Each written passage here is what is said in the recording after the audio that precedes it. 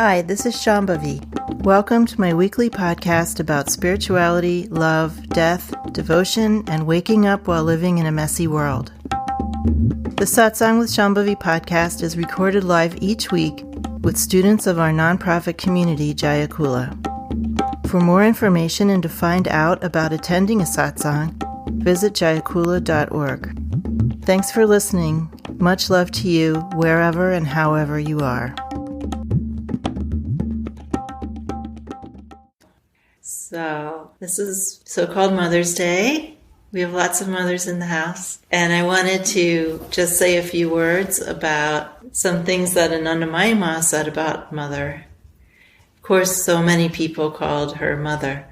There's a wonderful scene when she was a young woman, very young, before she'd left her parents' home. And there was an uncle who kind of recognized that there was something very, very special about her. And he worshipped her, basically. He would ask if he could do puja to her. And the rest of the family thought he was kind of nutty. But he said, "Daughter, one day everyone will call you mother." And this is one of the stories that's recounted very, very often. And yet when Ma grew up, she often exhorted people not to call her mother. So sometimes she would say, "I am your little girl," or "I am your daughter, not your mother." Or she would relent a little bit and then say, "I am your little girl and your mother," just to placate the people. But the reason that she gave for her identification more as a little girl or a daughter, which was very often how she referred to herself. Even when she wasn't saying, "Don't call me mother," she was saying, "I am your little girl, this daughter, this little daughter." She often referred to herself like that. One time, though, and of course I only read the translations, so one time in the translations that we have, she said, "The way that we relate to a mother is we revere the mother. But the way that we relate to a daughter or a little girl is that we want to take care of the little girl, and we feel intimate in a different way with a little child." So this is what she wanted us to experience. She wanted her devotees to experience learning how to take care of each other and to take care of her as they would take care of a child, not keeping any distance between her and them. So she said that with the mother, there might be some distance in the form of reverence, but with a child, there's no distance. The intimacy is more profound. At least this is how she explained it the one time that I have a translation of it. So I've brought this up many times before because I also, my entire life, have felt a strong feeling of daughterliness. I've told this story many times before about how when I was working with a teacher and I was doing Kali sadhana, and I didn't really feel very connected to Kali, and then I realized that she was a daughter, that she was the daughter of Durga. And of course, this language is never used. Kali is described as an emanation coming from Durga's third eye. Durga, of course, is the condensation of all Shakti in all of existence. And as such, she has all of the active weapons of all of the gods. She has Vishnu's discus, and she has Lord Shiva's arrows, and she has, I don't know what the other ones are, but she's a bunch of them that are signifying the sort of active principle, the more fierce principle of existence. And she carries all of those weapons. And then when she's in the final stages of defeating the demon in the Chandipat, she emanates Kali from her third eye. And Kali is the absolute condensation of all the power that Durga has. So this is how it's described. But the word daughter is really not used. It's kind of an unusual birth through the third eye, right? But one day I was sitting in my meditation spot in the woods up in the East Bay Hills here. And I realized, oh, Kali's a daughter, right? And finally I could feel more for her as a daughter. So that's always been very strong for me. And also the identification with a servant. And of course, the daughter is mothered by the mother, but is also the servant of the mother. And I've always felt like I'm Ma's servant. And sometimes people call me Ma, and I just generally say, please don't call me Ma. First of all, for me, Anandamayi Ma is Ma, not me. And I just don't have that identification. What I have noticed, and I think maybe lots of people have noticed this, especially women, is that there's a certain motherliness that's demanded of us. I won't say that I'm never motherly. I mean, that's up for you guys to decide. I'm just being myself. I'm not going forth and saying, let me be motherly now, whatever. However you're receiving it is how you're receiving it. So I'm not denying the possibility that I might be motherly sometimes, but definitely I have had the experience of people demanding that I fulfill their expectations as a mother figure. They have some very strong idea of what a mother is like, whether it's how their actual mother was like or not. And then occasionally if I deviate from that, someone won't like that. Someone once even said to me, that's not how my mother acted. I'm like, okay. I never said I was going to be your mother. In any case, the whole concept of motherliness, I think, is really interesting, particularly for women, how there's expectations of us. And then for men, how do you relate to that idea of motherliness, and how important is it to you that you feel mothered by your spiritual teacher? You'll often read, this is unrelated to me, you'll often read people writing about great women teachers. She was my mother. She was the mother. She was like a mother.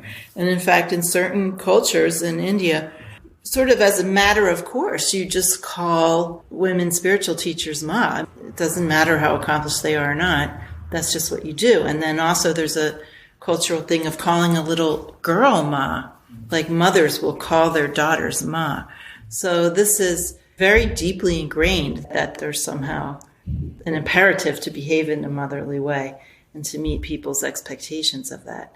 So I just thought I'd bring that up now on Mother's Day. I'm sure there's times when every woman does not want to be motherly or doesn't feel motherly. And there's times when men don't want to be mothered or do want to be mothered.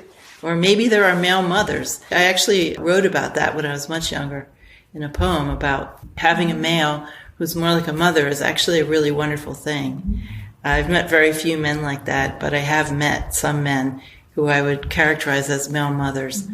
And those were always men that I felt very good around. In any case, I'm just throwing that out there. We can talk about it or not. This is Satsang. We can talk about anything we want to talk about. You can ask any question that you have or just say something if you want to say something. When I was first feeling like you were my teacher, I referred to you as my elder friend. Like my wise friend. Well, the friend also has a lot of deep meaning for me and in every single spiritual tradition I've been associated with or involved in. So there's this concept of the friend, capital F, meaning the teacher, but at a certain stage the teacher is the friend, but also just meaning that alive, aware reality as the friend. We search for friends, but then we discover the friend. And it relates to a kind of inchoate longing that many spiritual people have expressed, longing for this friend. And I certainly felt that from a very young age and wrote about that. Even when I was like in junior high school, I was writing poems about the friend. Some relationship that I knew that was different than all of the other relationships that I was in that I was longing for. It wasn't a girlfriend or a boyfriend. It was something else, something more profound. I didn't know anything about these kinds of traditions, but then later on I started reading spiritual poetry. And for instance, Rumi writes about the friend all the time, and he found the friend in Shams of Tabriz, his guru and probably lover also. But he wrote about that friend even in a more expanded sense than just an individual person. But Shams of Tabriz became his sort of emissary of that friend, the one through whom he discovered that friend and through whom his longing was answered. So that's something that's very, very important to me and has been from a very young age. And I feel that, like in the morning practice, when we go into the heart space, in a sense, that's what we're discovering. There's this tremendous feeling of the friend there, of being met and of being satisfied, feeling fulfilled by that encounter. Another aspect of the friend is that the friend is inexhaustible. The friend keeps revealing more and more. There's no end to that friendship. There's no end to the riches that are the fruits of that friendship with primordial essence nature. I have just a story to share. Since I've become your student, Shambhavi, there's been a little strain with my sister about mothering, that maybe you're like replacing our mom. And then it was really sweet the other day. I was like trying to log into my wireless account and I couldn't get in, and she was with me. And I was like, gosh, it keeps asking me the name of my best friend and I can't remember who I put. And she's like, well, Shambhavi, duh. Yeah, I've actually experienced that tension coming from actual mothers of students, where they feel very skittish or resentful or something, thinking that I'm somehow supplanting them. And they don't really know that I don't actually want their job.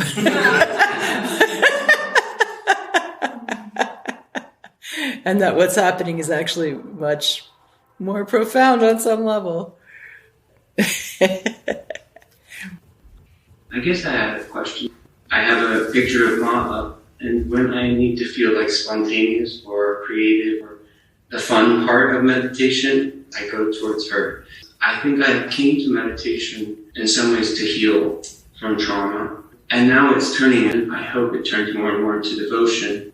So sometimes when I sit down into my practice, it's like, how much of this is for me and how much of this is devotional and something else? Is there something else happening besides me just finding peace and healing? There will be a point, if you continue, in which devotion just becomes a flood of devotion.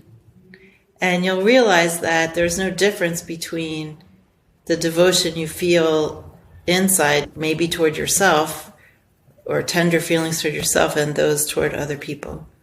So your self is the same as everybody else's self, and there is only one continuous self in all of existence. When we first start out, this is just an idea, a concept.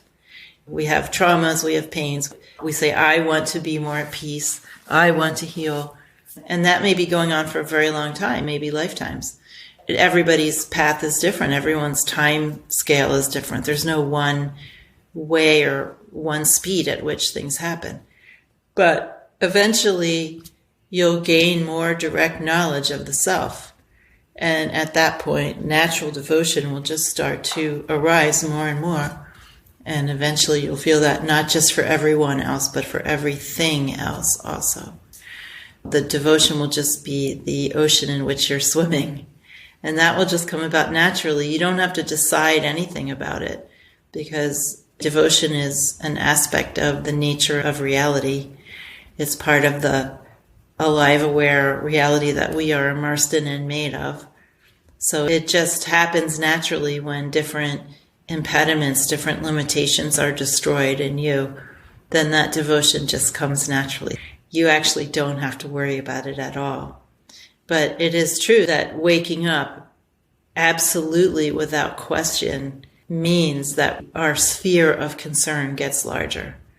Our sphere of caring, our sphere of tenderness, our sphere of devotion, more and more and more becomes included in that. For instance, you might have someone who's very anxious, maybe even not mentally so stable, and their sphere of concern is really just themselves, because it's so hard to just manage how they're feeling that that's all they can do. And then they get a little healthier in an ordinary way, and then they can start noticing how other people are a little bit more.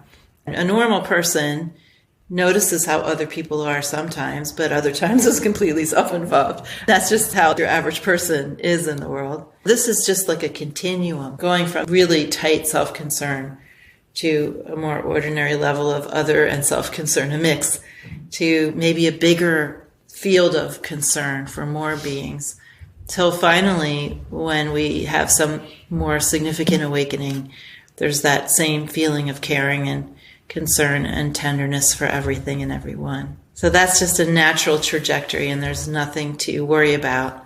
All you need to do is keep practicing. That's it. God takes care of the rest. When I say God, I mean this reality. It's a shorthand.